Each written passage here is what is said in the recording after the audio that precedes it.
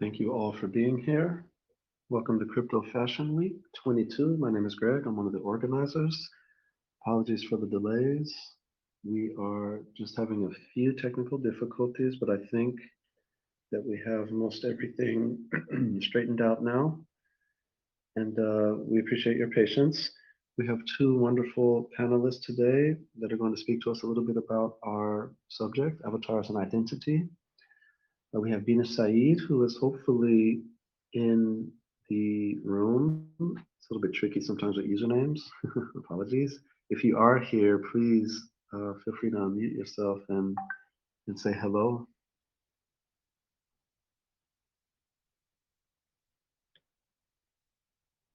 And we should also have in the room Kirsten Sharp, who is with the project Non-Fungible People, and she is also hopefully in the room and able to say hi. Hi, I'm here. Hello. Happy to Thank you be for here. Excited to have a conversation. Yeah, thank you for being a part of it. We really appreciate it. Beanish, if you can hear, sometimes the mute button's a little bit misleading in Telegram. It doesn't sort of blink red and green so easily, so you have to click the big fat button in the middle. Yeah, thank you so much. Can you all hear me? Yes, we can. Perfect. Hi, everyone. This is Beenish. I'm from Boss Beauties. And my apologies about my my username as well as my picture. I downloaded Telegram 3 years ago and never updated it since then. But you can find me on LinkedIn, you can find me on Twitter and in the Boss Beauties Discord.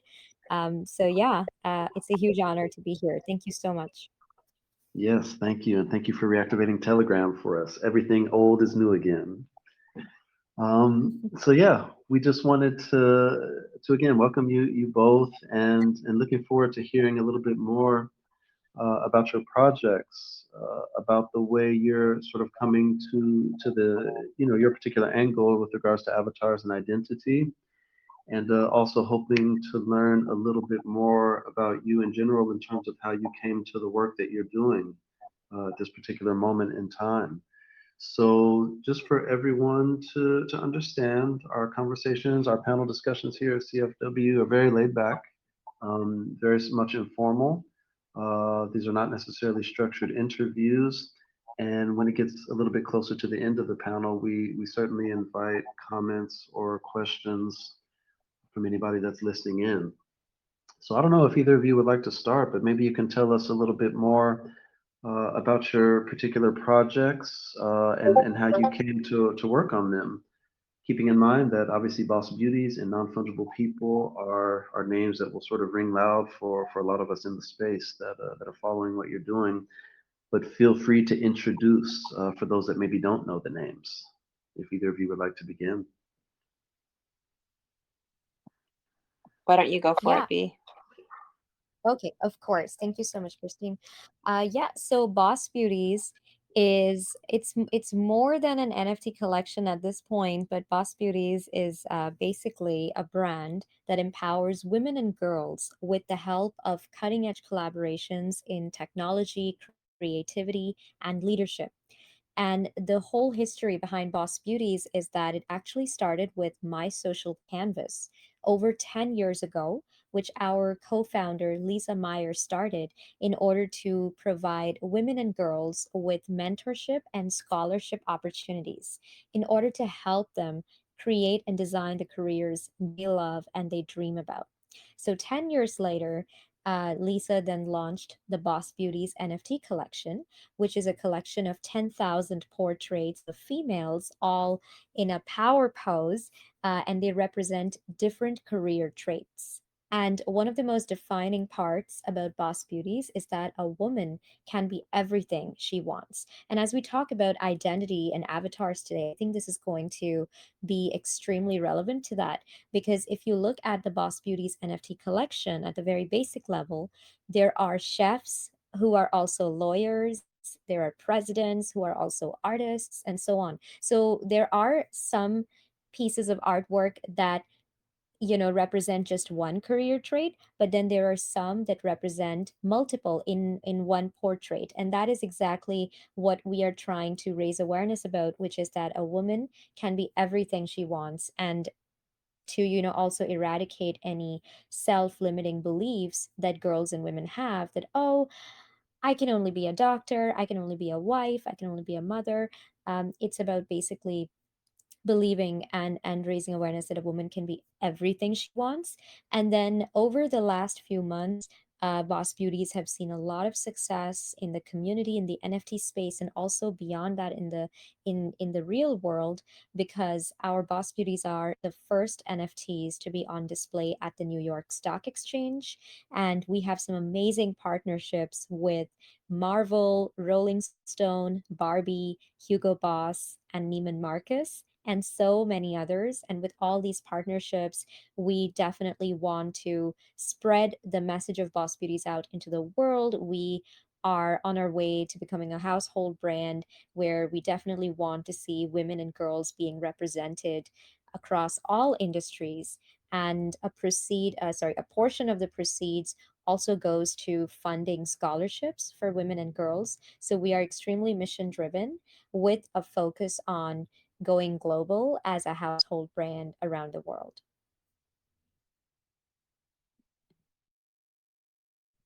Thank you so much for that wonderful overview. Kirsten, would you like to jump in maybe and say something or introduce a bit about non-fungible people? Absolutely. So, Non-Fungible People is a collection of 8,888 women, non-binary, and women with disabilities. Our goal was to represent all people and have it basically look like the real world. What's interesting about non-fungible people is you can take the avatars into, say, your Zoom meeting, or you can build a game out of them.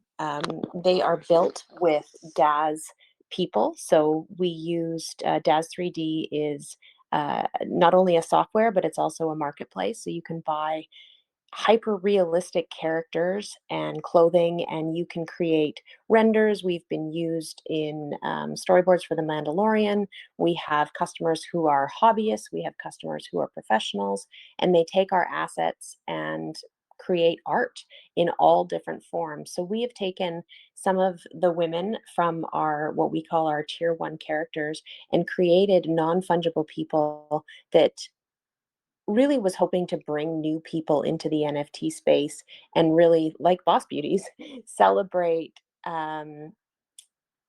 women and all that they can do.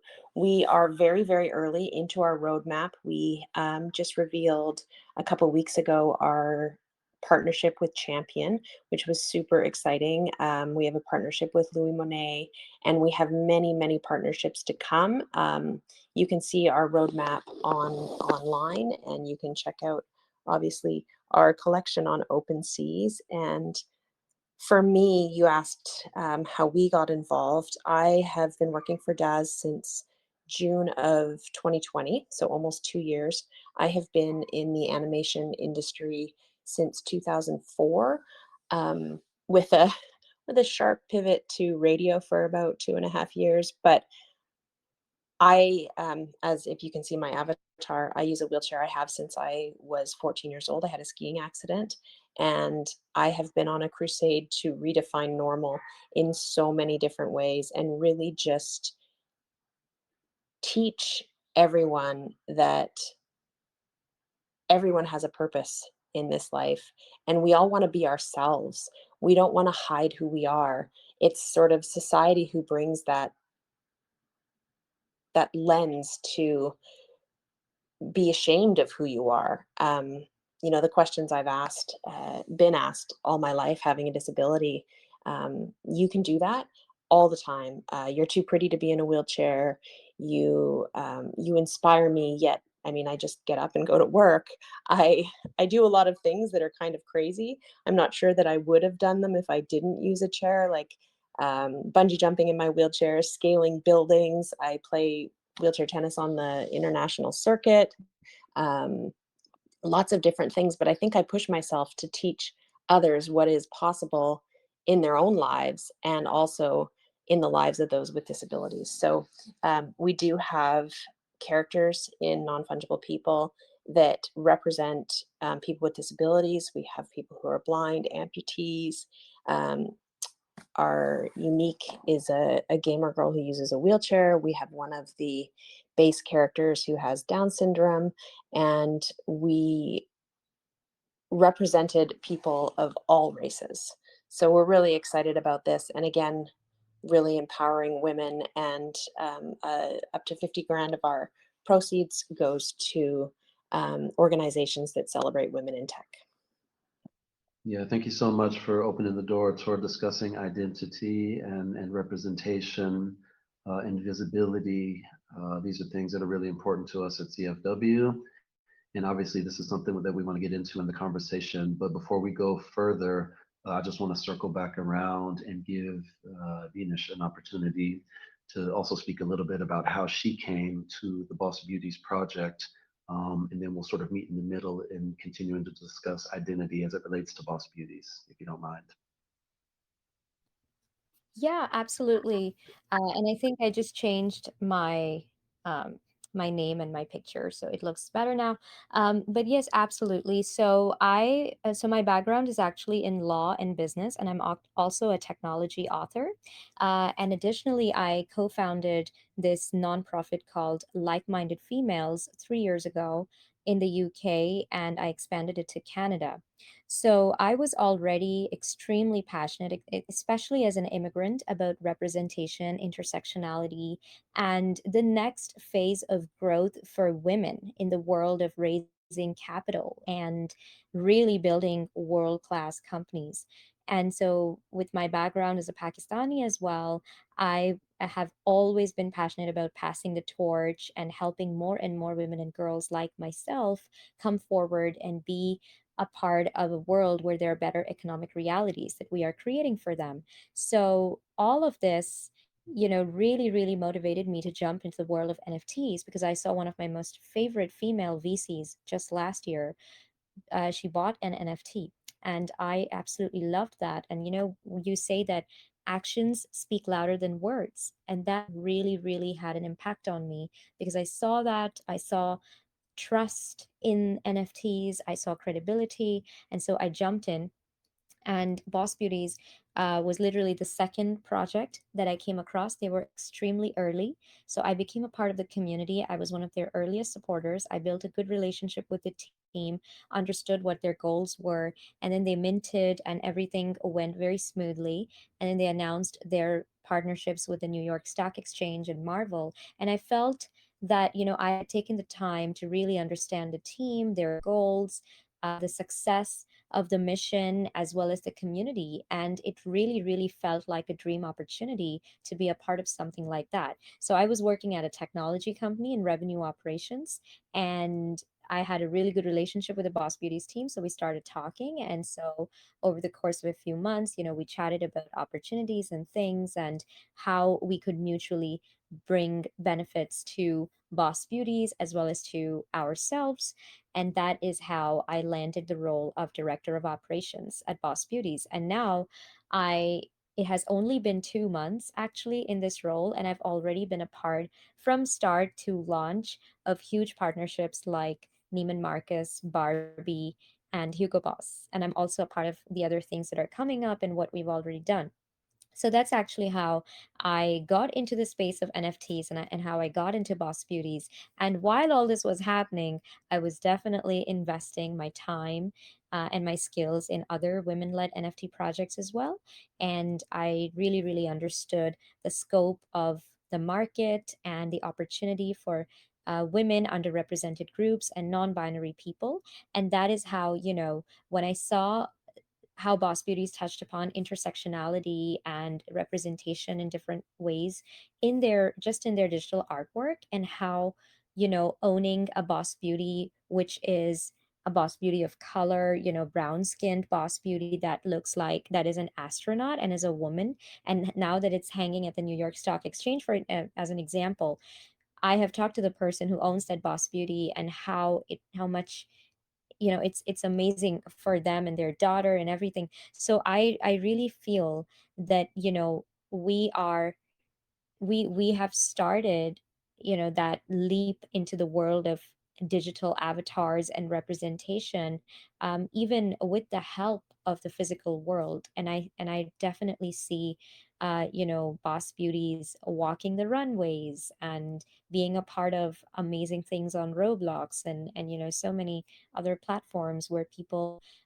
will definitely resonate with it and actually use it to augment their digital experiences, as opposed to just thinking of it as an unhealthy aspect of their identity, where Boss Beauties can really help in a healthy way and augment people's experiences. That's what I'm really interested in seeing develop.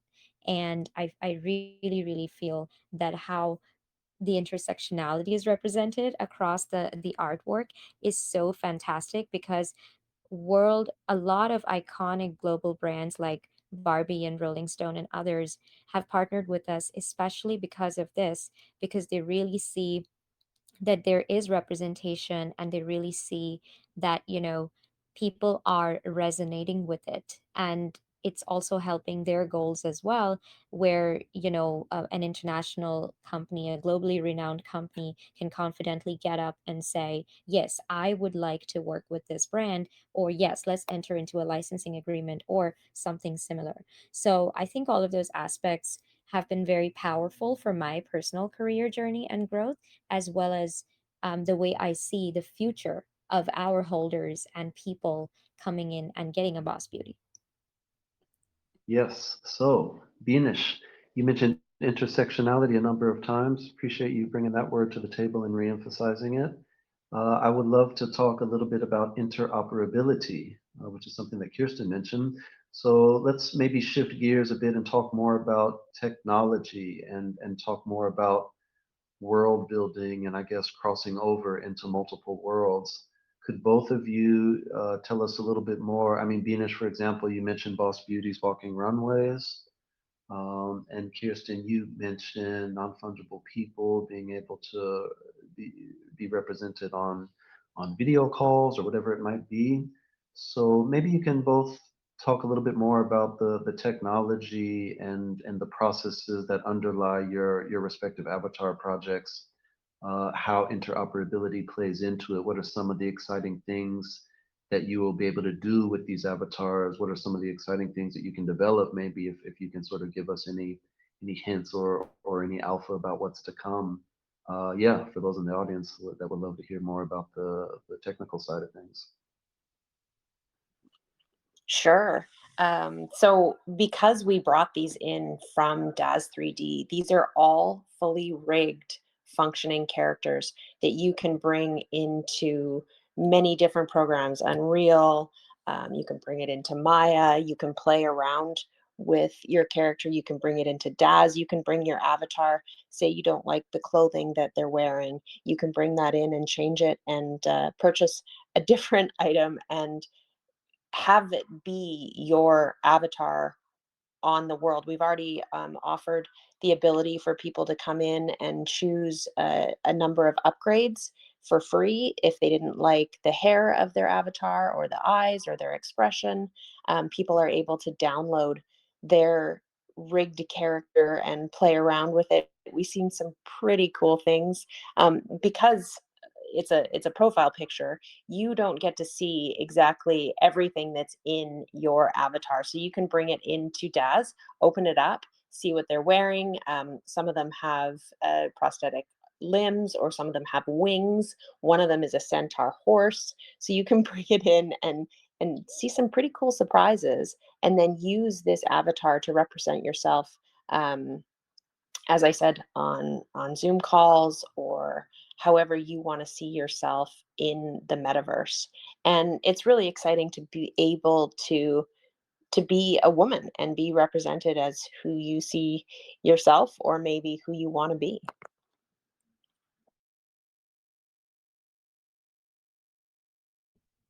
Yeah, I absolutely love that, Christine. You touched upon some amazing things there. And just to add to that, interoperability Greg. It's such a wonderful question. So for us, it's, Boss Beauties, there are many people whose first NFT was a Boss Beauty. And we also have a learn page on our website. And it shows you how to learn more about NFTs and be a part of this space. But additionally, I see, with virtual avatars and interoperability, to be very honest with the technical aspects of it, I really see an opportunity for Boss Beauties as well as so many other projects who are interested in this to really, really help the onboarding process and, push creativity and show people what is possible with virtual avatars. I mean, my very first, the very first time I played with virtual avatars and having an identity of, and, having something to be excited about was with the help of Snapchat. I love Bitmojis, and every 2 or 3 months, I change my outfit on Snapchat. And I love it. And I love how they introduce new designs and new clothes and shoes and so many things. And over the years, I have seen them introduce more facial structures and features and things like that, so you can really, really create a character that does resonate with you or your identity. And with Boss Beauties, now the characters are already created, but where do we really take it forward? So I really see an opportunity in the community. Like I really see that, if you provide people to have fun with something and to really, really make them experience something that is memorable, it can have a very long lasting impact. And it can also create more and more virtual communities where people come and network and just have a really, really wonderful time. So I mentioned virtual runways as a start. That's one use case. You could have a fashion show and you could put Boss Beauties on a virtual runway. But then there are more things that I'm thinking of, which is, people, it would be very fun for people to mix and match their Boss Beauties around, add accessories to them and just play around and add a bit of, diversity, more diversity to what they already own. And then additionally, I also see Boss Beauties being a part of games and also a part of, the entertainment world, so TV shows. And then coming back to our mission, which is about giving people mentorship and scholarship opportunities. So I also see a wonderful opportunity for Boss Beauties to be, out there in the digital world, networking and using their unique Boss Beauties traits to network in that way. For instance, we have chefs and presidents and finance and navy and so many, judges, so many career traits. And I can literally see many hubs and communities being created all around the world virtually, where the judge Boss Beauties come in and network about something, or the presidents are having a president's dinner, and things like that. So um, really taking it forward and giving people more and more things to have fun with. And then in all of this, I also feel that the technology that we use has to be as inclusive as possible. If we are using a certain kind of code or certain kind of AI, then I'm all about AI ethics. So that has to be a part of it in order to make people feel more welcome and included, because there is a challenge in all of this, especially with the wider metaverse discussion, which is that there are people around the world who don't even have access to internet, or who don't even have access to good devices. So making this as seamless and easy for people to creatively onboard them and really give them something to play with, which is easy to set up, but then it has layers of creativity and the potential to grow and really, really give you more of that enjoyable experience. So I definitely see an opportunity in all of that. Yep, fashion shows are definitely a start, but then even with the fashion shows, evolving with that. I mean, you could have all the Boss Beauties who are artists be a part of the fashion show, and then be a part of a game where they get to draw the avatars that are on the runway, and then they are part of it. And and then the next time there's a fashion show, whatever they have drawn, you could choose that to be represented in the fashion show. And really providing that aspect along with all these different perks and utilities for people to just come in and engage and feel as much of a close part of Boss Beauties as possible. Yeah, that's beautifully said. Specifically, this point that you mentioned about so many people in the world that don't have an internet connection. Let's never take that for granted, obviously. So many people in the world that also don't have a wallet, whether cold or hot. So many people in the world that don't actually have crypto within that wallet. I think one ETH probably costs around 3,000 or so by this point, right? We won't talk about how much Bitcoin costs. The point is, I don't know necessarily how to answer this question, but I'll throw it out on the table. I would love to hear a little bit more about access and I guess economics. This is a more general question, not necessarily in relation to avatars and identity, but it's sort of interconnected. Beenish, you mentioned it a little bit. But I'd just be curious to hear both of your thoughts about the economics of the space. I think the space in many ways and oftentimes can be incredibly insular. And yeah, let's not take for granted what people have. And then a tie-on, or I guess an add-on to that question is onboarding people, and I guess end games a bit. I mean, what are we looking for in the work that we do? Do we want everyone to have an avatar? We certainly want everyone to be able to express themselves in these new worlds that are being forged. What are we looking to do with our projects? Are we speaking to the converted or sort of preaching to the converted, as we would say where I'm from? Or is it something else? I don't know. It's a lot of questions, but curious to hear your thoughts on any of those.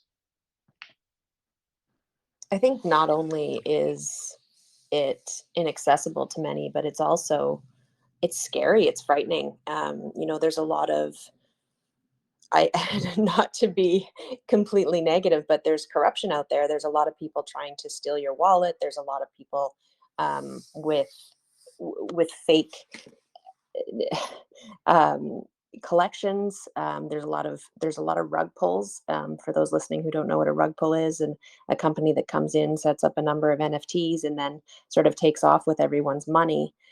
Specifically to that topic, there's one that's well known called Evolved Apes, and at DAS we are in the process of starting a new one. This has been announced. That everyone who held an Evolved Apes will get one of the new NFTs that we are currently building, and it is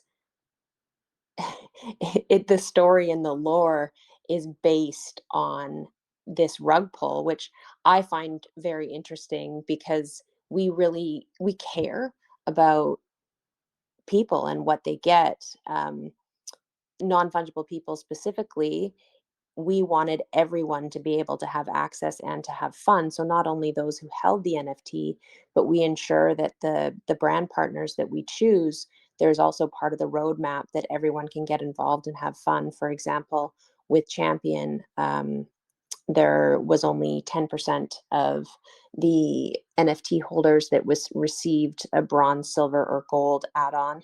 And we're looking for ways to bring those champion items or different champion items into other realms. So we're working on Snapchat, potentially Decentraland, and access to people who just use Snapchat or have never even heard of an NFT. I mean, we are getting more and more into it. I hadn't heard of NFTs before last year. We worked on Coke's first one. That for me was absolutely crazy, going from animation to all of a sudden being working on something that I've never even heard of. I'm like, what is an NFT? Um, and I'm still learning. But what I am excited about is learning about how not only NFTs, but how the blockchain can bring accessibility to other people and how it can open up people that you say don't have an online wallet, but maybe don't even have banking. And hopefully we can have it become mainstream enough that it can give access to those who otherwise wouldn't have access.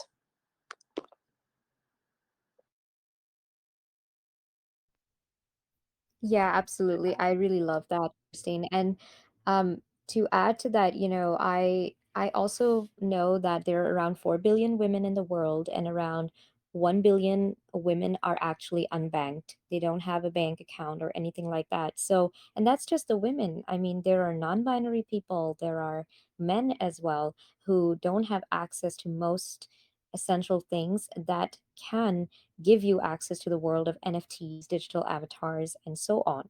So what I really feel is that yes, there is plenty of work to be done, but I think that for NFT projects or huge brands or projects who are turning into huge brands like Boss Beauties and so many others, and Christine's here as well.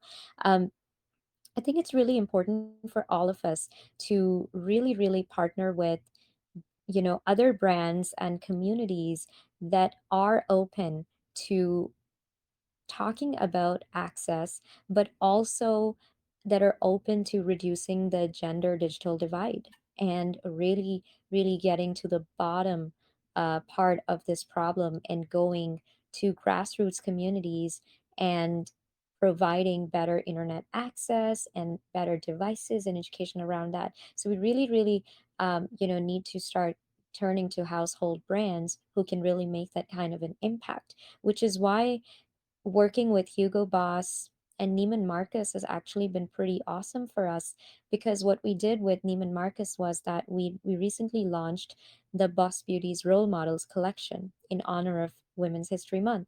And we featured 25 historical women trailblazers like Rosa Parks, Ruth Bader Ginsburg, Princess Diana, and so on.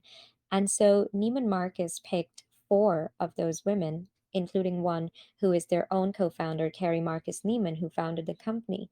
And they displayed the portraits in their store windows, and they're still on display in 14 stores around the US. And what that really does is, that's getting people excited, that's getting people curious. And so it is an authentic way for Neiman Marcus to enter the space and also be able to make an impact for women and girls so they can design the careers they love. But I think where we can another way, where we can really go one step ahead from here is, once you've raised the awareness and once you're building the brand, then you really have to start maybe engaging your community in efforts to really increase accessibility. And even when you're creating something online for an online experience, you need to understand that a lot of people who are going to see that or be a part of it are not the people who are traditionally wealthy or have a lot of proximity to power, or are even extremely tech savvy. So even the experiences that we build, and I'm a big fan of this, I try to create processes and things with as little clicks as possible. And I understand it's not something you can apply across every program, every game, every app, but I think making things as simple as possible for people to be a part of is so important. And that's where, developers have to, and teams really have to think about an average person, or, just a normal person, trying to access an NFT portal, or even, trying to access an avatar and customizing it and making it a part of your game. I was on a platform just yesterday, and I bought a new handbag NFT from a very well known fashion designer. It is absolutely stunning, and I love the perks and utility attached with it, and I can't wait to delve into it. But what I really see an opportunity for is that even if you are putting information out there that, oh, with this NFT you get so and so, you can be a part of this game and you can change your avatar and you can wear this bag in the metaverse and all of that. I think even for all of that information, you have to put it in a central source of truth and not have people navigate between 3 to 5 different platforms. Like right now, what we have is, someone goes on Twitter and then they go into Discord. And then from Discord, they go on some website. And then from there, they go somewhere else. And I think there's a lot happening there. So even as brands grow, I think that is also something we need to tackle in order to make it more seamless and easy, and just more humane for more and more people to start getting into the space, to be onboarded efficiently, and to feel safe. Like Christine mentioned, there's so many scams happening. So clicking on different links is also extremely risky. So if you're out there trying to customize your avatar and somehow, it says, oh, go on this game, and you click on something thinking it's a game, or a portal, and it's unsafe, unfortunately, then you might end up losing your entire wallet, your assets, your actual NFT that was giving you access to that game. So I think minimizing the clicks, minimizing the number of platforms just one project is associated with, can really help people get a more simplified and easy onboarding experience. And once you have that, then it becomes even easier and better for you to go out there into the communities at a grassroots level and start teaching people about NFTs, and connecting to the internet, and using the computer and being a part of all this.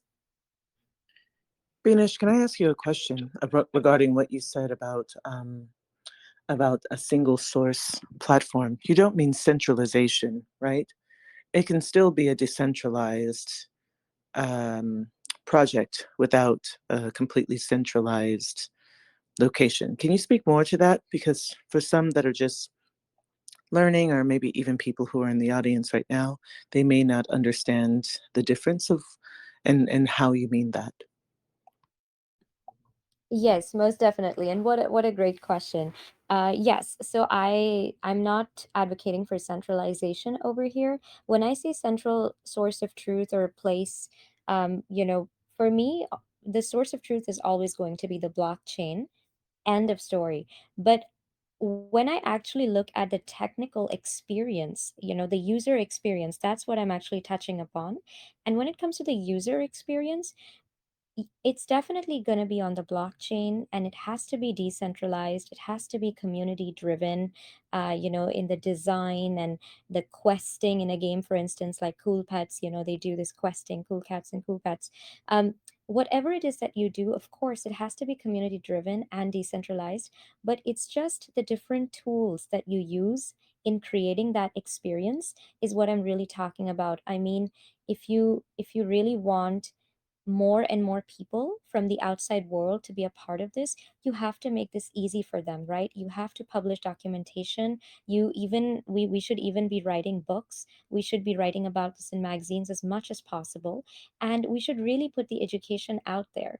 And unfortunately, what I see these days is that you go on a project's Twitter, and then you go on Discord, and then from Discord, there are several different other websites and areas that they say, oh, now you have to click on this link and be a part of that. So I really see an opportunity. If you want to make a game on Roblox, for instance, try to have your entire community, everything in that one platform. Or maybe Discord could have an extension to it, where it's not just a platform for communication, but also a platform for gaming or presenting things. I mean, right now I know people already do a lot of things with bots and custom applications on Discord, but taking those integrations to the next level and giving all the users a very seamless experience of accessing uh, a certain game or a certain fashion show or a certain event,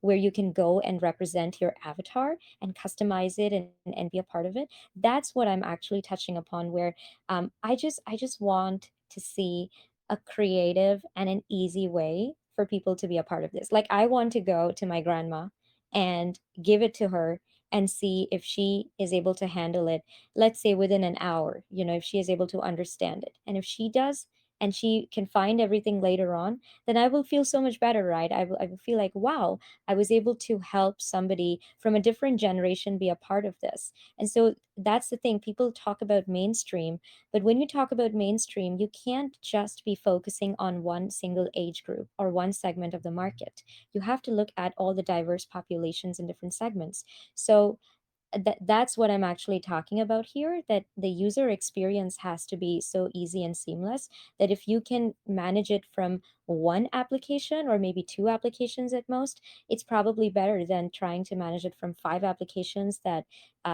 in the whole cycle of your user's experience, the user actually ends up forgetting where the game even was, you know?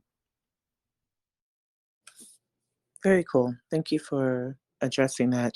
I think just to push back a little bit on some of the things that have been said, I don't think the great majority of the world is going to adopt NFTs straight away and want to be a part of this community. And I don't even think it's necessary that they do. I think we still need people in the analog world.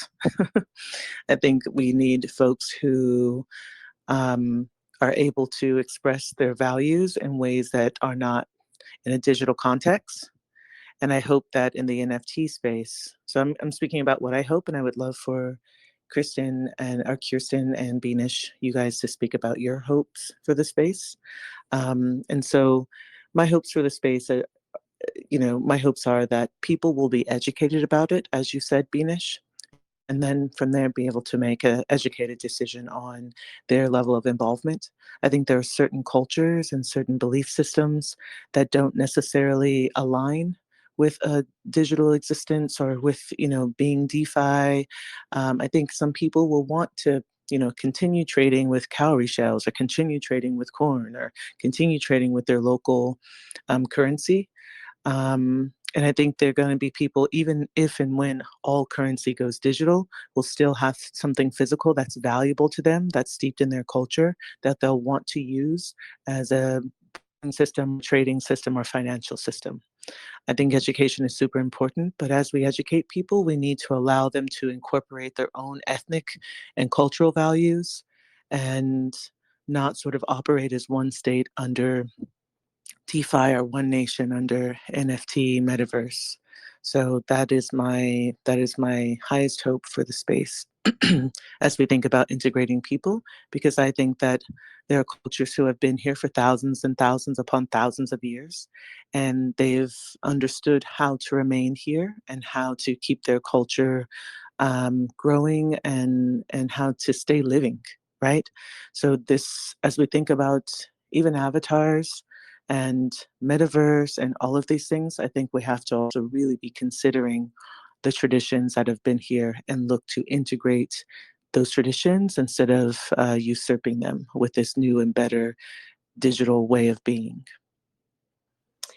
I think everything you just said is perfect and also extremely interesting. My hopes are all around education. And, I when I started working with NFTs, I did a course at MIT just about blockchain and started digging into what exactly the blockchain was and what implications it could have.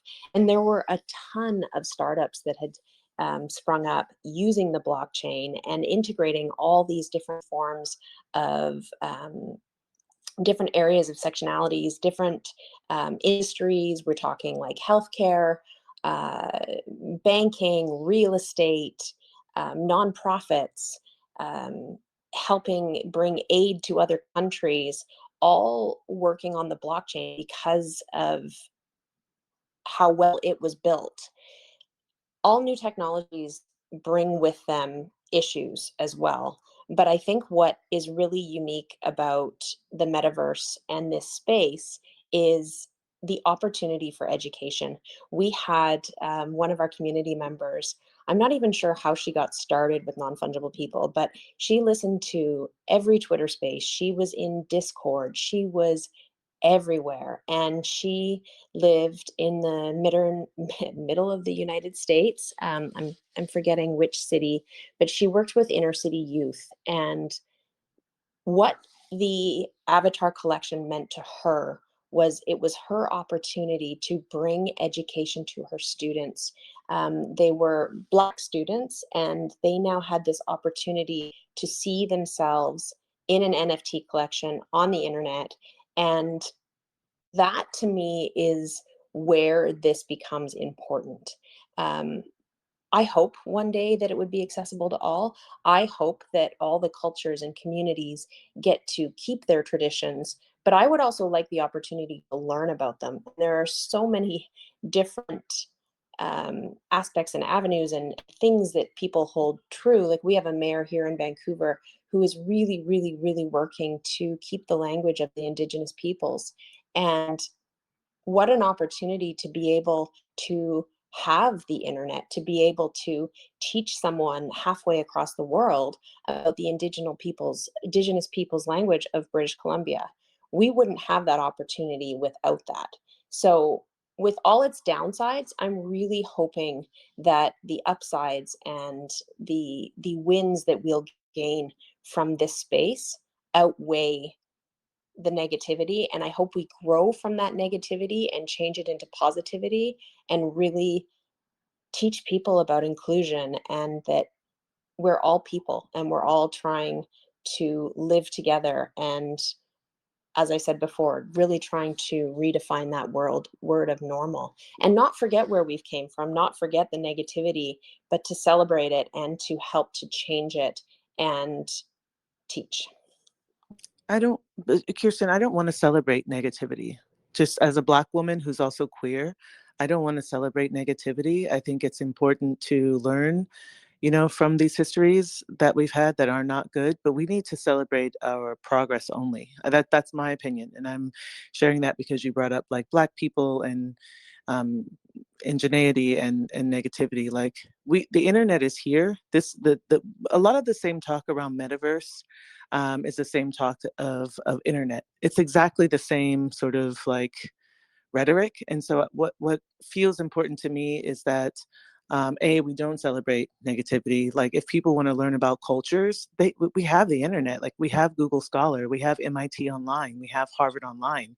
I think that I just have to interrupt you because I really didn't mean to say celebrate negativity. So if that's okay. what you took out of it, I really Well, that's what apologize. you said. So I was like, wait a minute. I just want to be clear. We're not celebrating negativity. Like I don't want No, that. Yeah, no, I I don't definitely want that. wouldn't want to celebrate negativity in any way, shape, or form. So apologies if Okay, that cool. was misspoken. Okay, yeah, no worries. Just wanted to like, because again, this is recorded now, so everybody can listen to it at a later date, maybe 10 years from now. And so I just want to be super clear in 2022, we're not celebrating negativity. And like you said, we're celebrating and wanting more inclusion. But the reality also is that we are all here together. We've been here together for a really long time.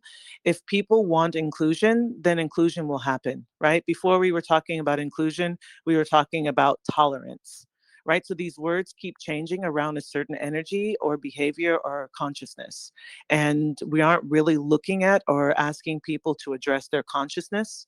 And I think that's what is going to be important moving forward for the metaverse, because the metaverse is really where we're depositing our consciousness and our beliefs in a way that we aren't exactly able to do with Web 2.0, because now we have a body behind it. You can actually see our beliefs through our avatar, through our fashion, right, through the way that we make our civilizations. All these avatar projects are seeding civilization in the metaverse. It's super important for the people who exist now in the IRL world to see themselves in the URL world, right, of the metaverse. So I love that Boss Beauties is representing a variety of cultures and people. I love that, the non-fungible people not only represents variety of ethnic groups, but also represents a variety of people who are able ably different, right? Typically called disabled, but there's nothing disabled about them. They're just differently abled, right? So I think even the way we're speaking about who we are and how we relate to each other can use a little bit of adjusting. And that for me isn't tolerance. It's not even inclusion. It's another level. I don't have the word for it at the moment, but if we have to like constantly think about including each other, then for me, it speaks that we're not included. I want Kirsten here because she happens to be a badass at this, that, and the other. I'm not looking at her because of one of her features, right? And that being a race-based feature or a gender-based feature, right? Or a culturally based feature. So I think even how we think about inclusion is typically only about gender and race or gender and culture. I think that needs to change in order for us to have the metaverse we want.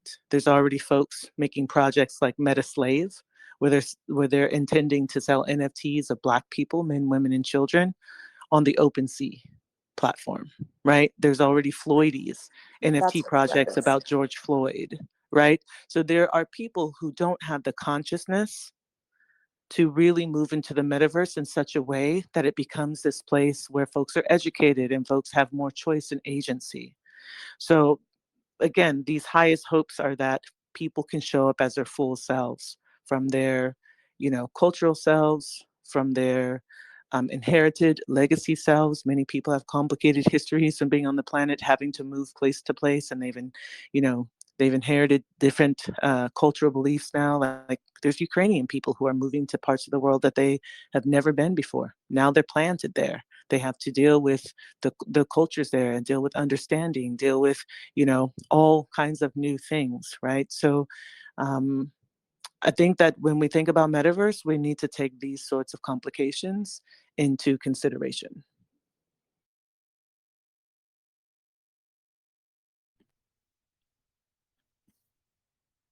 Yeah, absolutely. And I'm just going to quickly jump in. I just want to say what a beautiful conversation this is, and it's so educational, and I will definitely be listening to it again.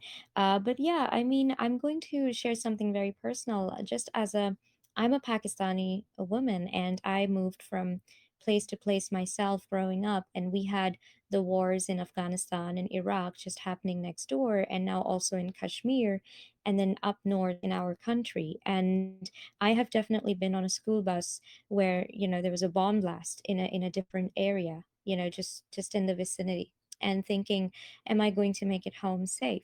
So when you are really living a reality like this, and then when you hear about things like the metaverse, you really look around yourself and you see, well, the girl next door is being forced to get married at the age of 16, or my friend from school can't even afford lunch properly. And here are people doing all these amazing things like getting computers and, going in the metaverse. And so I really, my hope also is to, build these things in the metaverse by keeping all these sensitive, ideas and considerations into mind, and making sure that we are building something where people can come in and be their full selves, but also feel welcomed and not judged for where they are from. And unfortunately, when you come from a community or a reality like that, it's very hard to integrate into the first world. For instance, for me especially, i definitely felt I definitely felt a little, different when I moved to Canada or when I moved to the UK. I definitely felt like I was even, the uncool one, or I did not fit in. And then I had to change the way I talked, the way I walked, the way I behaved, the way I dressed, so many things. And I used to be a religious person, and I gave up some of my own, like my own religious views away just to get that big job or something like that. I was once, I don't really drink, and I was at a technology company, and somebody um did not invite me to a get together just because I don't drink. And I felt weird, because I thought, but what about me, as a person, my personality, or me? I mean, this is, I really don't want to get into too much of the details, but what I'm trying to say is that I completely agree with what you said, Lady PheOnix. And it's really, really about creating an experience or a world where, um I mean, to me, at the very least, very personally, people are not judged for something. So I truly agree that yes, education is going to help, and building these platforms is definitely going to help, because they are also a way of living.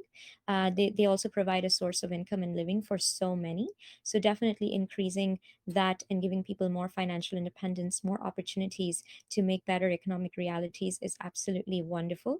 But also keeping in mind that yes, there are still billions of people who exist in the analog world, and we all have to exist, and we all have to move and freely live and learn and love and do everything we do in real life. And we're not giving away our analog selves away, but really, really, making sure that people are given the opportunity to learn, understand, and make educational decisions. No one must be forced. Like, if 50 boss beauties do play a game online, I really don't want the other, whatever, as an example, 100 boss beauties to feel left out or anything. It is a choice which they should make according to whatever they want and need from their experience. And that is just the boss beauties example I'm giving, but really just in the bigger world as well. So those are my hopes, and I really hope that things are positive, and things are done with an intentional mindset, and everyone behind these technologies is being sensitive to the unfortunate and tragic realities of many communities and ethnicities around the world.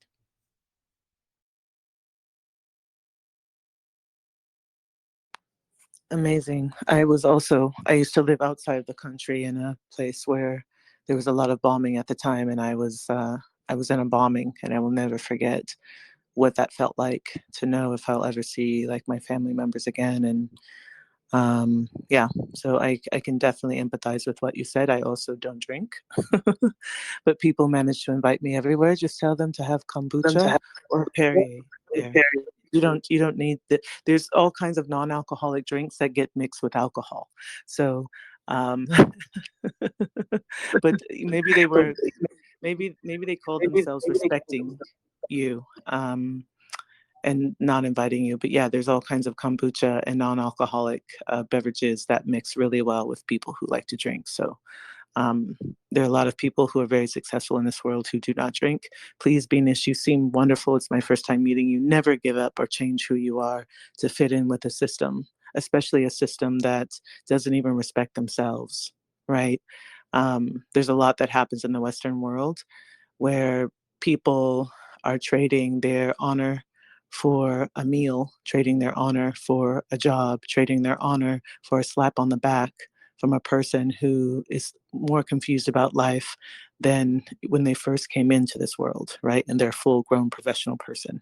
So always remain true to who you are, your ethics, your values, your culture, your family, your beliefs, and allow that to be the thing upon which you stand and upon the square where flowers grow, where opportunity grows, so that not only bees can come to those flowers, but also people looking to be fed and educated can come to your square flowers, your square of knowledge, and be nourished. I think that's what it's about for everybody. People have to stand on the square where they are and allow life to proliferate there, and then share that life with other people. We can no longer be in a world giving up who we are, trading in who we are for someone else's ideal version of life or success.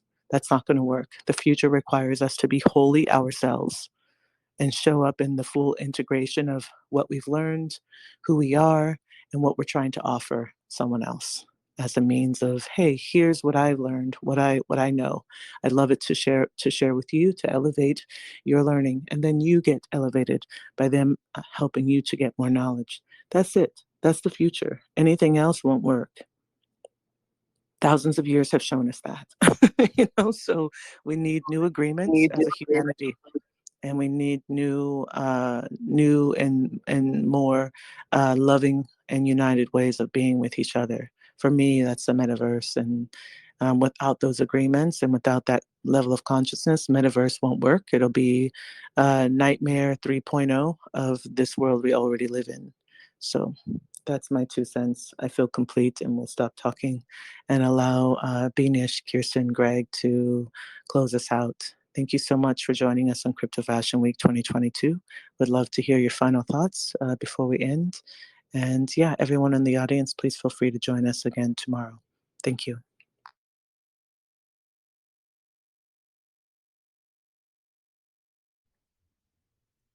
Thank you so much. I have to say, when I woke up this morning, I was really looking forward to this conversation.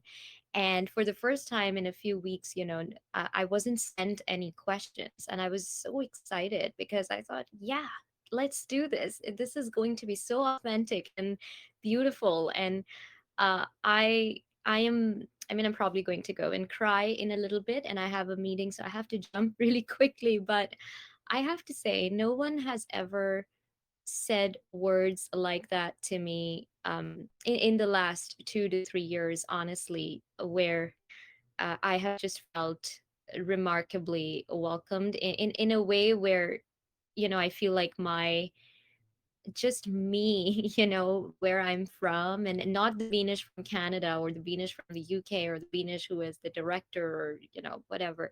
Um, just the Beenish, that I am was like, I never felt welcomed like that. It's been a few years, and I've had some bad experience working in the tech world as a woman of color, as a young Pakistani Muslim woman. So I have to say, you are all so amazing and wonderful. And my own mom is a fashion designer, so I couldn't be more excited for the future of fashion, the future of digital identities and avatars, and what people are creating with these intentional thoughts. And I just hope the whole world listens to your words, Lady PheOnix, and creates with those ideas in mind, as they can really, really, take the world to a place where it's not nightmare 3.0. That's what we do not want. And for me to personally feel so welcomed. I mean, this is just the start, and this is exactly how I want every boss beauty to feel, everyone in Kirsten's community, or in other communities. And we are trying, but these kind of conversations are going to give us the power, the fuel, the education, and just the amazing network to really, really get to the next stage of what we are trying to build. It's one thing to say we're trying to be inclusive, but it's another to actually execute on it in a way that is practical, that is realistic, and not just, buzzwords and fluff everywhere.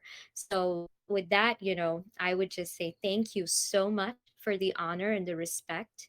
And this is one of the most memorable conversations of my life. And I can't wait to see all the fun stuff Crypto Fashion Week will be doing. And I'm just so happy to be here in this beautiful company. So thank you. Thank you for your kind words. I also wanted to say thank you, and I very, very, very much enjoyed the conversation and echo what everyone has been saying.